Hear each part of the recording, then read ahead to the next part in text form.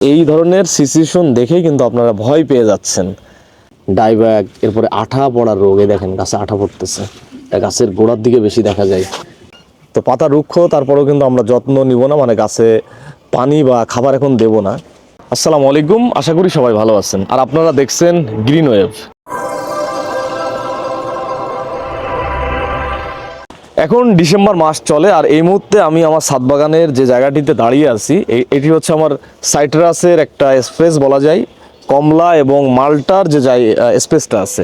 তো আজকে ভিডিওতে আসার একটা অন্যতম কারণ হচ্ছে অনেকে কমেন্টস করতেছেন, তারা চিন্তিত তাদের কমলা এবং মাল্টা গাছগুলো নিয়ে। কারণ এই ডিসেম্বর মাস আসলে দেখা যায় এই গাছের কোনো পাতা থাকে না, পাতা হলুদ হয়ে যায়, মানে গাছ টোটালি মানে টাক হয়ে যায় বলা যায়।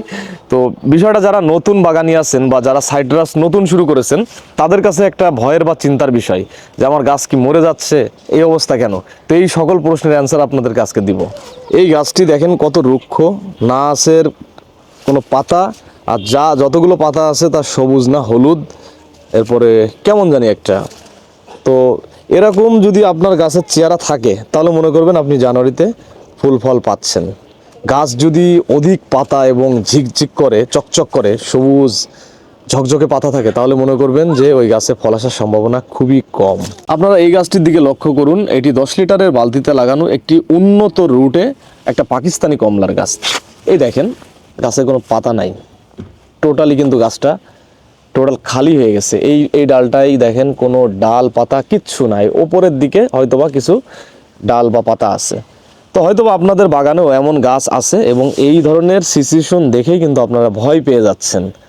আর যারা নতুন বাগানি, যাদের অভিজ্ঞতা নেই, তারা গাছের এই দৃশ্যটা দেখলে ভয় পাওয়ারই কথা। আমিও প্রথম যখন বাগান শুরু করি, আমিও ভয় পেতাম যে গাছটা আসলেই কি মরে যাচ্ছে কিনা। তবে আপনাদেরকে একটা ধারণা দিই, গাছের এই যে চেহারা এখন রয়েছে, এটি আমাকে আরও সুখী করতেছে, আমাকে গুড নিউজ দিচ্ছে যে আমি জানুয়ারিতে তোমার জন্য ফুল আনতেছি, এরকম কিছুই গাছ বলতে চাচ্ছে। তো সাইট্রাস সম্পর্কে যাদের ধারণা আছে তারা জানেন যে সাইট্রাস ফুল দেওয়ার আগে এরকম একটা দৃশ্য তারা ধারণ করে। টবে লাগানো আরেকটা আরএন জাতের মাল্টা গাছ আপনাদেরকে দেখাই। এই যে দেখেন, এই গাছটারও কিন্তু পাতা রুক্ষ।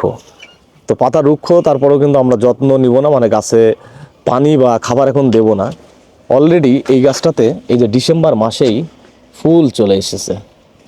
এই যে আপনারা ফুলটা দেখতে পাচ্ছেন, এটি কিন্তু এই 10 লিটারের একটা বালতিতে লাগানো, এবং এবছর অনেক মালটা আমরা এই গাছ থেকে হারভেস্টিং করেছিলাম। এই যে এই গাছটার অবস্থা দেখেন, সব পাতা কিন্তু হলুদ হয়ে যাচ্ছে, আর এইভাবে যদি করি সব পাতা পড়ে যাচ্ছে। এটি কিন্তু 10 লিটারের বালতিতে লাগানো। হ্যাঁ, তো এরকমই সব গাছ, এইটার তো গাছে কিছুই নাই, দেখছেন অবস্থা।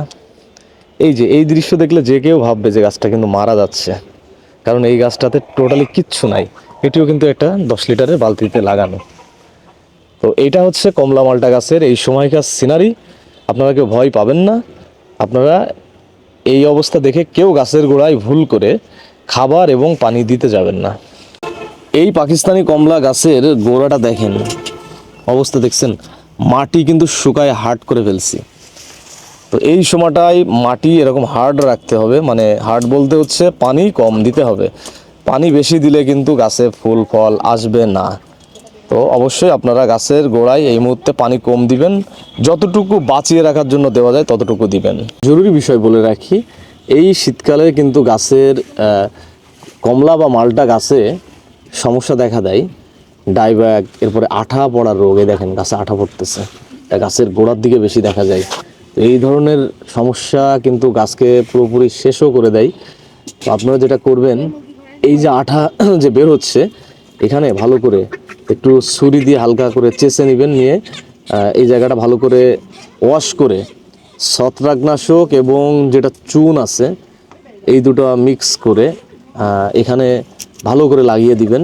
আর যদি মনে করেন যে এখানে কি করা যায়, এই যে আঠা পড়তেছে, এই আঠাটা ভালো করে এখান থেকে ওয়াশ করে এখানে ছত্রাকনাশক পেস্ট করে অবশ্যই লাগিয়ে দিবেন, নাহলে কিন্তু গাছ আস্তে আস্তে ডাইব্যাকে আক্রান্ত হয়ে গাছটা মারা যাবে।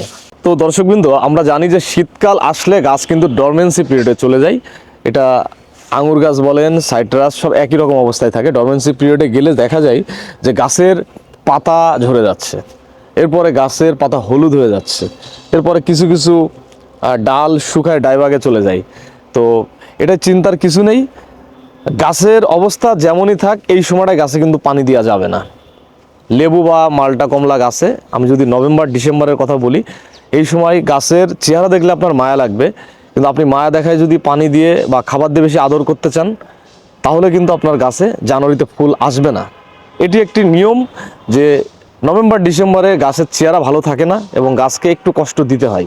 আর অবশ্যই কমলা মালটা গাছের যারা টব ব্যবহার করতেছেন, ছোটো ছোটো টবে যারা এই গাছগুলো লাগাচ্ছেন, ফুটো করে দেবেন নিচে, হ্যাঁ অবশ্যই ফুটো করে দেবেন, আর মিডিয়াতে অবশ্যই বালি মিক্স করবেন। তবে একটা জিনিস বলতে চাই, যারা ছোটো ছোটো টবে গাছ রেখে দেন, ছোটো টবে একটা নির্দিষ্ট টাইম রাখা ভালো। এই যে এই গাছটা আমাদের অলরেডি রুট বার্নিং করতেছে, দেখেন শিকড় ওভার হয়ে যাচ্ছে, শিকড় বের হয়ে আসতেছে। তো এই ধরনের সিচুয়েশন আসলে কিন্তু ফলন ভালো পেতে এই গাছকে একটা বড় টবে, এটা তো 10 লিটার, তখন 30 বা 40 লিটার টবে প্রতিস্থাপন করে দেওয়া বেটার। তবে গাছে এই মুহূর্তে খাবার পানি দেওয়া না গেলেও রোগ বালাই কিন্তু মুক্ত রাখতে হবে। এই যে দেখেন, দেখছেন পোকা আক্রমণ করছে, এই পোকার আক্রমণ থেকে গাছকে রক্ষা করতে হবে। এরপরে হচ্ছে এই যে পাতা কুকড়িয়ে যাচ্ছে, মাকড়নাশক, হ্যাঁ নিয়মিত মাকড়নাশক ছত্রাকনাশক স্প্রে করে গাছকে পুরো সুস্থ সবল রাখতে হবে এই সময়টাই।